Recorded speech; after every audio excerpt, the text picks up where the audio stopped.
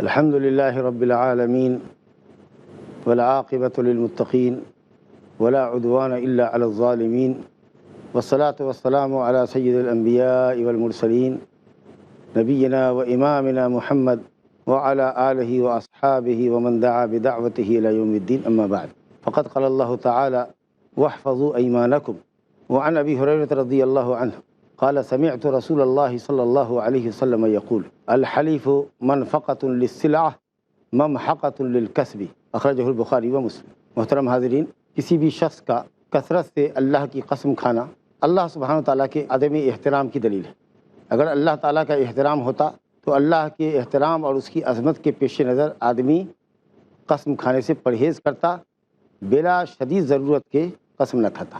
بار بار قسم کھانا، بات بات پہ قسم کھانا، یہ اس بات کی دلیل ہے کہ قسم کھانے والے کے دل میں اللہ کا ایسا احترام اور اس کا ایسا اکرام نہیں ہے جس کی وجہ سے اس کے دل میں اللہ کی ہیبت ہو۔ اور جس قدر آدمی زیادہ قسم کھاتا ہے اسی قدر قسم کے ٹوٹنے کا بھی امکان رہتا ہے۔ تو اللہ رب العالمین کی عظمت کو پیش نظر رکھتے ہوئے کوشش کرنی چاہیے کہ بلا ضرورت شدیدہ قسم نہ کھائے آدمی۔ قسم کھانی ضروری ہو تو سچی قسم کھائے، تاکہ جھوٹی قسم پر اللہ کے نام کی قسم کھا کر، جھوٹی بات پر اللہ کے نام کی قسم کھا کر اللہ کی توہین اور تنقیص کا وہ مرتکب نہ ہو، اور قسم کھائے تو قسم کی حفاظت بھی کرے۔ ہمارے سامنے آج کے درس میں جو باب ہے کتاب التوحید کا 61واں باب، باب ما جاء فی کثرت الحلیف، کثرت سے قسم کھانے کے سلسلے میں جو چیزیں آئی ہیں قرآن و حدیث میں، اور عام طریقے سے کثرت سے قسم کھانے والا کثرت سے قسم توڑتا بھی ہے، تو اس تعلق سے بعض اہم باتیں اس باب میں بیان کی گئی ہیں حدیثوں کی روشنی میں۔ لیکن سب سے پہلے قسم کی حفاظت کے سلسلے میں آیت کا ایک ٹکڑا ذکر کیا گیا ہے جو سورہ مائدہ کی 89 نمبر کی آیت کا ایک ٹکڑا ہے، واحفظوا ایمانکم، اپنے قسموں کی حفاظت کرو۔ آپ جانتے ہیں کہ قسم کے سلسلے میں 3 چیز ہوتی ہے۔ آدمی پہلے قسم کھاتا ہے، بیچ میں آتا ہے کہ توڑ دیتا ہے، اور آخر میں معاملہ ہوتا ہے کہ اس کا کفارہ ادا کرنا ہوتا ہے۔ قسم کھانا، قسم توڑنا، اور آخر میں کفارہ ادا کرنا۔ اللہ رب العالمین فرماتا ہے کہ اپنے قسموں کی حفاظت کرو، یعنی کثرت سے قسم مت کھاؤ، جیسا کہ باب میں آیا، عنوان قائم کیا گیا، باب ما جاء فی کثرت الحلیف، اللہ کی قسم کی حفاظت کرو، اللہ کے نام کی قسم کی حفاظت کرو، اللہ کا احترام کرو، اللہ تعالیٰ کی ہیبت اپنے قلب و دماغ میں بٹھاؤ۔ اس ہیبت کا تقاضا یہ ہے کہ کثرت سے قسم مت کھاؤ۔ اگر قسم کھاتے ہو تو اس کو مت توڑو، یہ دوسرے نمبر پر قسم کی حفاظت کرو، الا یہ کہ بہت شدید ضرورت ہو یا توڑ لینے میں بھلائی ہو۔ رسول گرامی صلی اللہ علیہ وسلم نے فرمایا، انی واللہ ان شاء اللہ لا احلف علی یمین فارى غیرها خیرا منها الا اتیت الذی هو خیر وتحللتها وفی روایہ وکفرت عن یمینی۔ اپنے متعلق فرما رہے ہیں نبی صلی اللہ علیہ وسلم کہ میں انشاءاللہ کسی چیز کے اوپر قسم نہیں کھاؤں گا، یعنی کرنے پر یا نہ کرنے پر، لیکن قسم کو توڑنے میں اگر بھلائی نظر آئے گی تو میں بھلائی کا کام کروں گا اور اپنی قسم کا کفارہ ادا کر دوں گا۔ اگر توڑنے میں کوئی بھلائی نہیں ہے، آپ اپنی قسم کی حفاظت کرو، مت توڑو، اور اگر توڑ دیا تو قسم کی حفاظت یہ ہے کہ اس کا کفارہ ادا کرو۔ بغیر کفارہ ادا کیے ہوئے قسم کو یوں نہ چھوڑو۔ بہت سے لوگ قسم کھاتے ہیں، توڑ بھی لیا، اچھا ادا کریں گے، کرتے ہی رہ گئے، یہ قسم کی حفاظت نہیں۔ تو قسم زیادہ نہ کھائیں، یہ بھی قسم کی حفاظت ہوئی، یہ اللہ کی ہیبت اور جلال کا تقاضا ہے۔ کھاتے ہیں تو اس پر قائم رہیے، مت توڑیے، اللہ کہ توڑنے میں بھلائی نظر آئے۔ اور تیسری چیز یہ کہ اگر قسم آپ توڑ دیتے ہیں تو اس کا کفارہ ادا کیجیے، بغیر کفارہ کے آگے مت بڑھیے۔ پہلی حدیث جو مؤلف رحمۃ اللہ علیہ نے اس باب میں ذکر کی ہے، ابو ہریرہ رضی اللہ عنہ سے صحیحین میں روایت ہے، وہ کہتے ہیں کہ میں نے رسول گرامی صلی اللہ علیہ وسلم کو فرماتے ہوئے سنا، الحلف منفقۃ للسلعہ، قسم مراد ہے جھوٹی قسم، سامان تجارت کو فروغ دینے کا ذریعہ ہو سکتا ہے، لیکن یاد رکھو کمائی اور اس کی برکت ختم ہو جائے گی۔ بہت سے تاجر، اللہ ان کو ہدایت دے، خریدتے ہیں تو قسم کھاتے ہیں، بیچتے ہیں تو قسم کھاتے ہیں، اور جھوٹی قسم کھاتے ہیں۔ دکان پہ جائیں گے، کمپٹیشن کی مارکیٹ ہے، کسی سامان کی قیمت دکاندار نے بتایا 1000 روپیہ، جھٹ سے قسم کھا لیا، قسم اللہ کی یہی سامان، بالکل یہی سامان فلاں آدمی کی دکان میں 950 کا ہے۔ اس نے کہا ایسا، اور بڑی ڈیل کر رہا ہے، لاکھوں کا سودا کرنا ہے۔ اس نے سوچا کہ اگر یہ چلا جائے گا، دوسری جگہ مل رہا ہے، اس کا منافع تھا مثال کے طور پر 200 روپے کا، اس نے کہا چلو 950 روپے میں اگر مل رہا ہے دوسری جگہ تو کدھر تم جاتے ہیں، میں دے دیتا ہوں تم کو سامان۔ خریدا تو جھوٹی قسم کے سہارے۔ آیا دکان میں، خریدار آیا لینے کے لیے، کہا کہ بیچو گے؟ کہا جی ہاں۔ کتنی قیمت ہے؟ کہا 1200۔ کہا نہیں میں 1000 دیتا یا 1100 دیتا۔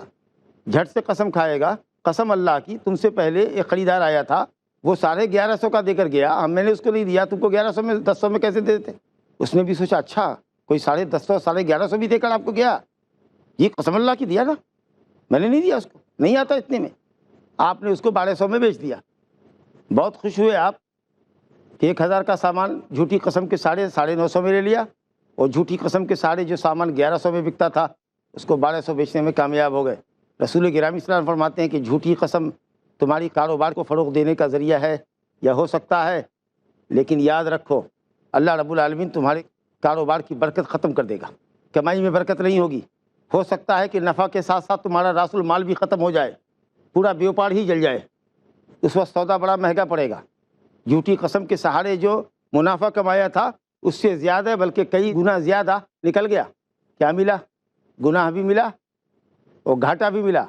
آپ کو تجارت کرنے میں اختیار ہے، بھئی آپ 1200 میں دیتے ہیں، 1100 میں دیجیے گا تو ہم آپ سے ڈیل کریں گے۔ قسم کیوں کھائے کہ یہ سامان 1100 میں مل رہا ہے، کہیں بیچنا ہے 1200 میں مجھے بیچنا ہے، 1150 میں دیں گے؟ نہیں بھائی 10 روپے کم کروں گا، اس سے زیادہ نہیں، لینا ہے لو، جانا ہے جاؤ۔ جھوٹ کا سہارا کیوں لیتے؟ تجارت میں جو بھی کچھ آپ منافع لے سکتے ہیں لیجئے، مگر چونکہ کمپٹیشن کی مارکیٹ ہے اس لیے اگر بہت زیادہ لیں گے تو لوگ آپ کے یہاں نہیں آئیں گے، وہ آپ سمجھیے۔ بلکہ لوگ اگر منمانی ریٹ پر بیچتے ہیں تو حکومت ریٹ بھی متعین کرنے کا حق رکھتی ہے، لیکن جھوٹی قسم کے سہارے کاروبار کو فروغ دینا، نبی صلی اللہ علیہ وسلم نے فرمایا، الصادق المصدوق صلی اللہ علیہ وسلم نے فرمایا کہ تجارت کی برکت ختم کرنے کا بہت بڑا ذریعہ ہے، بلکہ برکت ختم ہو جائے گی۔ اللہ سے ڈرو۔ دوسری حدیث جو اس باب میں ہے وہ سلمان رضی اللہ عنہ سے، اور وہ سلمان فارسی رضی اللہ عنہ، انہوں نے کہا کہ میں نے رسول اللہ صلی اللہ علیہ وسلم سے سنا، آپ نے فرمایا ثلاثۃ لا یکلمہم اللہ ولا یزکیہم وشیمۃ زان وعائل مستکبر۔ نبی صلی اللہ علیہ وسلم نے فرمایا وشیمۃ زان وعائل مستکبر ورجل جعل اللہ بضاعتہ لا یشتری الا بیمینہ ولا یبیع الا بیمینہ، رواہ الطبرانی بسند صحیح۔ رسول گرامی صلی اللہ علیہ وسلم نے فرمایا 3 لوگ ایسے ہیں جن سے اللہ بات نہیں کرے گا قیامت کے دن۔ بات نہیں کرے گا یعنی خوشی کا کلام نہیں کرے گا، رضا کا کلام نہیں کرے گا، غصے والا کلام، ڈانٹ ٹپٹ والا کلام، پھٹکارنے والا کلام تو کرے گا ہی، خوشی کا کلام نہیں کرے گا، خوش ہو کر بات نہیں کرے گا۔ ولا یزکیہم، اور ان کا تزکیہ نہیں کرے گا، یعنی ان کی خوبی بیان نہیں کرے گا، اس کے ایمان کی گواہی نہیں دے گا کہ ہاں یہ بندہ مومن تھا، اور ان کے لیے دردناک عذاب۔ یہ کون لوگ ہیں، کون بد نصیب ہیں جن سے اللہ روٹھا ہوا ہوگا، ناراض ہوگا، غضبناک ہوگا اور غصے کے ساتھ بات کرے گا، اور اس کی بے ایمانی کی بات گواہی دے گا، اس کے ایمان کی تقوی کی صداقت کی گواہی نہیں دے گا، اور پھر عذاب میں بھی جھونکے گا۔ فرمایا وشیمۃ زان، وشیمۃ اشمت کا تصغیر ہے، اشمت کہتے ہیں اس شخص کو جس کے بال میں سفیدی اور سیاہی دونوں ہوں، کچھ بال کالے ہوں کچھ اجلے ہوں، کھچڑی بال ہوں۔ عام طریقے سے یہ ادھیر عمر میں ہوتا ہے، 45-50 کا جب آدمی ہوتا ہے تو اس کے کچھ بال سفید ہوتے ہیں کچھ بال کالے ہوتے ہیں۔ اس عمر میں جب کہ آدمی کی شہوت کمزور ہو جاتی ہے، خواہش نفس کمزور ہو جاتی ہے، جنسی خواہش، تو اس عمر میں 45-50 سال کا آدمی ہو کر بدکاری کر رہا ہے۔ دوسرا شخص عائل مستکبر، فقیر ہے، تکبر کر رہا ہے۔ فقیر بھی کہیں تکبر کرتا کیا؟ عام طریقے سے تکبر کرتا ہے مال والا، جاہ والا، مرتبے والا۔ تکبر تو کسی کے لیے جائز نہیں ہے، کبر تو اللہ کی رضا ہے، اللہ کی عظمت ہے۔ اللہ کے علاوہ کسی کو کبر زیب نہیں دیتا، جو کسی کا محتاج نہیں وہ ہے اللہ۔ تم کیا تکبر کرتے ہو؟ تم دوسروں کے محتاج ہو، کمزوروں کے سامنے اکڑتے ہو، دوسروں کے سامنے، اپنے بڑوں کے سامنے سر جھکا کے بیٹھتے ہو، گردن ہلاتے ہو، بڑوں کے جوتے سیدھے کرتے ہو۔ ایسے لوگوں کو تکبر زیب نہیں دیتا، تکبر تو صرف اللہ کو زیب دیتا ہے۔ لیکن چلو ظاہری اسباب، مال و اسباب پر آدمی فریفتہ ہو کر کے تکبر کرتا ہے، اس کے ساتھ ایک سبب تو ہے کہ وہ تکبر کا سبب ہے کہ مال والا ہے، بڑے عہدے اور منصب والا ہے۔ یہ فقیر ہے، بھیک مانگتا ہے، پھر بھی تکبر کرتا ہے، اکڑتا ہے، کوئی وجہ نہیں ہے اس کے اندر تکبر ہونے کی، لیکن پھر بھی تکبر کرتا ہے، بہت اکڑتا ہے۔ بعض فقیر ایسے ملتے ہیں، اس کا مطلب یہ کہ کبر، غرور ان کی طبیعت، ان کا نیچر ہے۔ اور تیسرا شخص وہ ہے جس نے اللہ کو سامان تجارت بنا رکھا ہے، جب بیچتا ہے کوئی سامان تو قسم اللہ کی کھاتا ہے، جب خریدتا ہے کوئی سامان تو اللہ کی قسم کھاتا ہے۔ مسلمان بھی ہے تو اس کا مطلب ہے کہ اس کا ایمان انتہائی کمزور ہے، جبھی وہ جھوٹی قسم کا سہارا لیتا ہے۔ اگر ایمان اس کے اندر مضبوط ہوتا، اللہ کی عظمت کا احساس ہوتا، تو وہ یوں اللہ تعالیٰ کے ذریعے اپنی تجارت کو آگے نہیں بڑھاتا، اور اپنے حساب سے وہ سمجھ رہا ہے کہ ہم تجارت کو بڑھا رہے ہیں، خوش ہو رہا ہے، اس بات سے نہیں ڈرتا کہ اللہ تعالیٰ ہمارے کاروبار کی خیر و برکت ختم کر دے، پورا کاروبار ہی ستیہ ناش کر دے۔ وقت ہو گیا ہے ایک وقفے کا، انشاءاللہ تعالیٰ وقفے کے بعد پھر آپ سے ملتے ہیں۔ السلام علیکم ورحمۃ اللہ وبرکاتہ۔ وقفے سے قبل ایک حدیث آپ کے سامنے پڑھی جا رہی تھی، جس کی روایت امام طبرانی نے سند صحیح سے کی ہے۔ سلمان فارسی رضی اللہ عنہ سے روایت ہے، نبی صلی اللہ علیہ وسلم نے فرمایا کہ 3 لوگ ایسے ہیں جن سے اللہ غضبناک ہوگا، کلام رضا نہیں کرے گا، ان کے ایمان کی، ان کی صداقت کی گواہی نہیں دے گا۔ اس میں پہلا شخص بتایا آپ نے، اشیمت زانن، ایسا شخص جس کے بال میں سفیدی جھانکنے لگی ہو، کالے سفید دونوں بال ہوں، ادھیڑ عمر کا آدمی ہو، جس میں انسان کی جنسی خواہش کمزور پڑتی ہے، اور اس عمر میں بھی وہ زنا کاری کرتا ہے، بدکاری کرتا ہے، کیونکہ اب بدکاری کا بہت بڑا محرک جو شہوانی طاقت ہے وہ کمزور پڑنے لگی ہے، مگر اس عمر میں بھی وہ بدکاری کرتا ہے۔ اس کا مطلب یہ ہے کہ بدکاری اس کی طبیعت اور فطرت ہے، اور جس کی فطرت ہوتی ہے وہ کسی بھی عمر میں کرتا ہے، گویا کہ بدکاری اس کا نیچر بن چکا ہے۔ جوان آدمی، نیک آدمی ہے، اس کے باوجود بھی اگر ہو سکتا ہے کہ کبھی شیطان غالب آ جائے، شہوت غالب آ جائے، تو اللہ کے خوف کے باوجود بھی وہ گناہ کر لے، پھر اللہ سے وہ تائب ہو، تو اس وقت زیادہ امکان ہوتا ہے گناہ کا کہ بھئی جوان ہے، لڑکا یا لڑکی، شہوت سے مغلوب ہو گیا، گناہ میں پڑ گیا۔ لیکن یہ آدمی جو 50 کا ہے، 55 کا ہے، یہ آدمی بدکاری کر رہا ہے، اس کا مطلب یہ ہے کہ یہ بدکار طبیعت ہے۔ جب تک یہ بدکاری نہیں کرے گا اس کو چین نہیں ملے گا۔ یقیناً وہ اس لائق ہے کہ اللہ تعالیٰ اس سے گفتگو نہ کرے اور اس کو عذاب علیم دے۔ دوسرا شخص عائل مستکبر، فقیر ہے، تکبر کر رہا ہے۔ فقیر بھی کئی تکبر کرتا ہے کیا؟ عام طریقے سے تکبر کرتا ہے مال والا، جاہ والا، مرتبے والا۔ تکبر تو کسی کے لیے جائز نہیں ہے، کبر تو اللہ کی رضا ہے، اللہ کی عظمت ہے۔ اللہ کے علاوہ کسی کو کبر زیب نہیں دیتا، جو کسی کا محتاج نہیں وہ ہے اللہ۔ تم کیا تکبر کرتے ہو؟ تم دوسروں کے محتاج ہو، کمزوروں کے سامنے اکڑتے ہو، دوسروں کے سامنے، اپنے بڑوں کے سامنے سر جھکا کے بیٹھتے ہو، گردن ہلاتے ہو، بڑوں کے جوتے سیدھے کرتے ہو۔ ایسے لوگوں کو تکبر زیب نہیں دیتا، تکبر تو صرف اللہ کو زیب دیتا ہے۔ لیکن چلو، ظاہری اسباب، مال و اسباب پر آدمی فریفتہ ہو کر کے تکبر کرتا ہے، اس کے ساتھ ایک سبب تو ہے کہ وہ تکبر کا سبب ہے کہ مال والا ہے، بڑے عہدے اور منصب والا ہے۔ یہ فقیر ہے، بھیک مانگتا ہے، پھر بھی تکبر کرتا ہے، اکڑتا ہے، کوئی وجہ نہیں ہے اس کے اندر تکبر ہونے کی، لیکن پھر بھی تکبر کرتا ہے، بہت اکڑتا ہے۔ بعض فقیر ایسے ملتے ہیں۔ اس کا مطلب یہ کہ کبر، غرور ان کی طبیعت، ان کا نیچر ہے۔ اور تیسرا شخص وہ ہے جس نے اللہ کو سامان تجارت بنا رکھا ہے، جب بیچتا ہے کوئی سامان تو قسم اللہ کی کھاتا ہے، جب خریدتا ہے کوئی سامان تو اللہ کی قسم کھاتا ہے۔ مسلمان بھی ہے تو اس کا مطلب ہے کہ اس کا ایمان انتہائی کمزور ہے، جبھی وہ جھوٹی قسم کا سہارا لیتا ہے۔ اگر ایمان اس کے اندر مضبوط ہوتا، اللہ کی عظمت کا احساس ہوتا، تو وہ یوں اللہ تعالیٰ کے ذریعے اپنی تجارت کو آگے نہیں بڑھاتا، اور اپنے حساب سے وہ سمجھ رہا ہے کہ ہم تجارت کو بڑھا رہے ہیں، خوش ہو رہا ہے، اس بات سے نہیں ڈرتا کہ اللہ تعالیٰ ہمارے کاروبار کی خیر و برکت ختم کر دے، پورا کاروبار ہی ستیہ ناش کر دے۔ اور اس باب میں 2 حدیثیں اور بھی صاحب کتاب نے ذکر کی ہیں مسلم شریف کے حوالے سے۔ ایک حدیث عمران بن حسین رضی اللہ عنہ کی ہے جو بخاری میں بھی ہے، اور دوسری روایت ہے ابن مسعود رضی اللہ عنہ سے۔ دونوں کا مضمون تقریباً ایک ہی جیسا ہے۔ آپ نے فرمایا خیر امتی، یہ مسلم میں، اور صحیح بخاری میں خیر الناس، لوگوں میں سب سے بہترین لوگ وہ ہیں جو میرے زمانے کے لوگ۔ قرن اس زمانے کو کہتے ہیں جس میں ایک ایج کا آدمی زندہ ہو، ابھی اچھی خاصی تعداد اس ایج کے لوگوں کی باقی ہو۔ مثال کے طور پر اگر ہم 55-56 کی ایج کے ہوں تو اس ایج کا آدمی جب تک باقی رہے، اس کی اچھی خاصی تعداد باقی رہے، وہ ایک ایج ہوتا ہے، وہ ایک قرن ہوتا ہے، وہ ایک زمانہ کہلاتا ہے۔ تو فرمایا کہ سب سے بہتر لوگ وہ ہیں جو میرے زمانے کے، یقیناً ایمان میں، علم میں، فضل میں، دین کی خدمت کرنے میں صحابہ کرام کا کوئی مقابلہ بعد میں آنے والے لوگ نہیں کر سکتے۔ اس زمانے میں خیر کثیر تھا، شر انتہائی قلیل تھا۔ ایسا نہیں تھا کہ چوری کی واردات نہیں ہوئی، زنا کا واقعہ پیش نہیں آیا، لیکن انتہائی کم، 1% بھی نہیں، اس سے بھی بہت نیچے، اکا دکا واقعات۔ یقیناً امت کے سب سے افضل لوگ صحابہ کرام ہیں، خیر امت۔ اور تمام انبیاء کی امتوں میں سب سے افضل امت محمدیہ ہے، اور امت محمدیہ کا بھی جو پہلا قافلہ ہے، الرعیل الاول، پہلا جتھا صحابہ کرام کا، رسول گرامی صلی اللہ علیہ وسلم کی زبان مبارک پر ہے خیر امتی خیر الناس قرنی، میرے زمانے کے جو لوگ ہیں یعنی صحابہ کرام۔ اور آخری صحابی کا انتقال 110 ہجری میں ہوا، اور بعض علماء نے کہا 120 میں، تو ہجرت سے کاؤنٹ کرتے 110 سال یا 120 سال، اور ہجرت سے پہلے نبوت 13 سال رہی، تو اگر اس کو جوڑ لیں گے تو 123 سال یا 133 سال۔ اور اس کے بعد تابعین کا زمانہ ہے، آخری تابعی کی عمر ہے 180 تک، تو اب یہ صدی 60 سال کی ہی ہوئی۔ اور اس کے بعد جو تبع تابعی ہے، تابعین کے جو شاگرد ہیں، صحابہ جنہوں نے نبی کی صحبت اختیار کی، تابعین جنہوں نے صحابہ کی صحبت اختیار کی، ان کی شاگردی اختیار کی، تبع تابعین جنہوں نے تابعین کی شاگردی اختیار کی، آخری تبع تابعی 220 میں انتقال کرتا ہے۔ تو اس طریقہ سے خیر القرون، 3 بہترین زمانے صحابہ کے، تابعین کے، تبع تابعین کے 220 ہجری پہ ختم ہوتے ہیں۔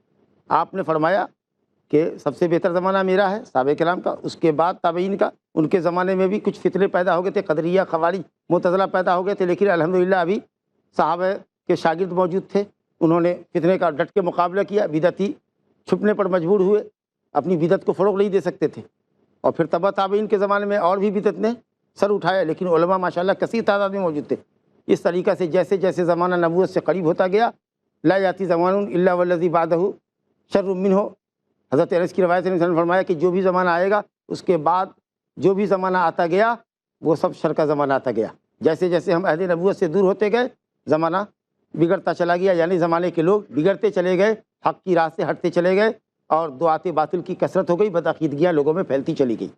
تو آپ نے فرمایا کہ یہ زمانہ اچھا ہے۔ پھر آپ نے فرمایا پھر اس کے بعد ایسے لوگ آئیں گے، نبی صلی اللہ علیہ وسلم نے فرمایا ثم یجیکم، ان تینوں زمانوں کے بعد ایسے لوگ آئیں گے جو گواہی دیں گے اور ان سے گواہی طلب نہ کی جائے گی۔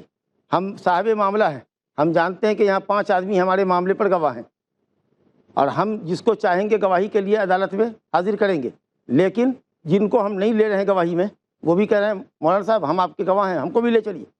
ارے گواہوں کو جب بلایا جائے گواہی کے لیے تو سچی گواہی دیں، جب ان کو کال کیا جائے گواہی کے لیے۔ آپ کو ابھی ہم نے کال نہیں کیا، آپ خود سے اتاولے بن رہے ہیں، پریشان ہیں، سبقت کر رہے ہیں گواہی لے چلیے، اس کا مطلب یہ ہے کہ صدق میں آپ کو یقین نہیں ہے۔ گواہی دینا کوئی معمولی بات ہے کسی کے لیے عدالت میں جانا؟ ہاں، اگر آپ کو بلایا جائے تو جائیے۔ تو کہا کہ گواہی طلب نہیں کی جائے گی، لیکن وہ گواہی دینے کے لیے پریشان ہے۔